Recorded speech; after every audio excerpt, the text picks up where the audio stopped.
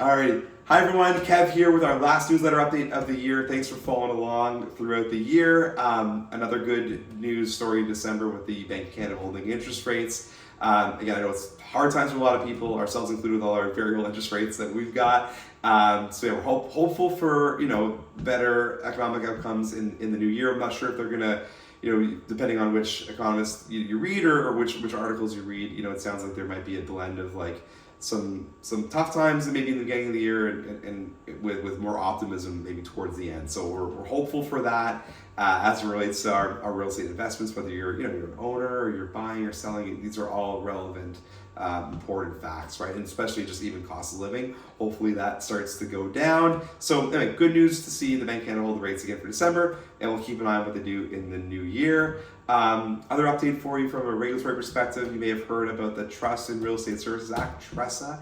It replaces REBA, our old, not Reba McEntire, but it replaces our old legislative package on real estate. And this new package includes a bit more language on kind of openness and transparency. I think ultimately it's a really good update, a really good regulatory package. There'll be a couple more compliance documents to sign as we go if we're doing any new business in the new year. But otherwise, I think it gives a lot of legitimacy to the process, and I think overall it's a good thing. As sellers, you're able to disclose a little bit more on multiple offer situations, and as buyers, it kind of outlines the agency options a little bit more clear, which I think is a good thing overall. So that's one thing we were dealing with at the beginning of this month, and then the interest rates as well. And again, these are a little quiet from our perspective right now, which is typical this time of year. And then, the last couple of years, COVID obviously threw everything through a loop. We saw really busy, January, February, Marches, and, again, busy might be optics here. We might get more transaction volume, but we're not sure if that's going to relate to higher prices or not.